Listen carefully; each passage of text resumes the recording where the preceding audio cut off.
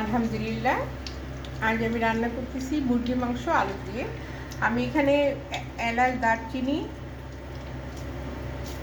তেজপাতা, তেল দিয়ে একটু গরম করে নিচ্ছি। এখন আমি পেঁয়াজ দিয়ে দিব।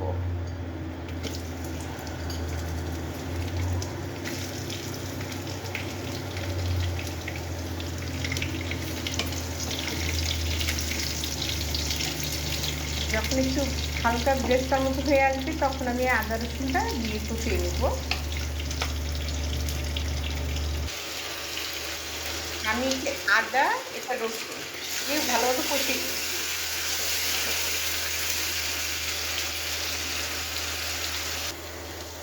আমি এখন হলুদ, মরিচ, ধনিয়া, জিরা গুঁড়া দিয়ে ভালো মতো নাড়িয়ে কষিয়ে নিচ্ছি।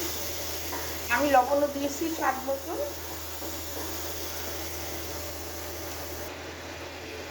আমি একটু মুরগি মাংসটা দিয়ে দিলাম,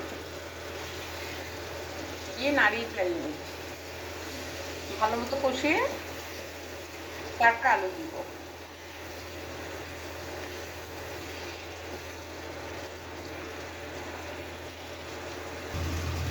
এখন আমি আলুগুলো দিয়ে দিলাম।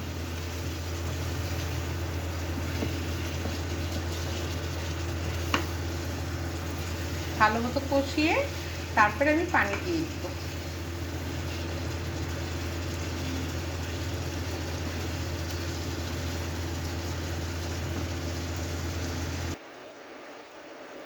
এখন বলক এসেছে, আমি আলু সিদ্ধ হলে, মাংসটা সিদ্ধ হলে ঝোল মাখা মাখা করে নামিয়ে ফেলব।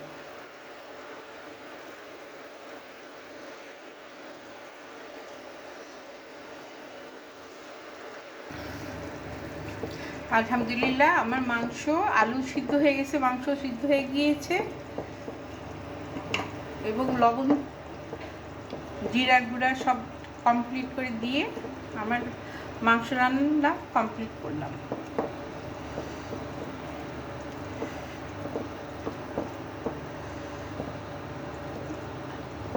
হ্যাঁ, আলু সিদ্ধ হয়ে গিয়েছে।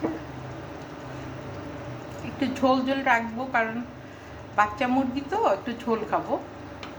ইফতারের সময় আমরা আলহামদুলিল্লাহ ভাত খাই, তাই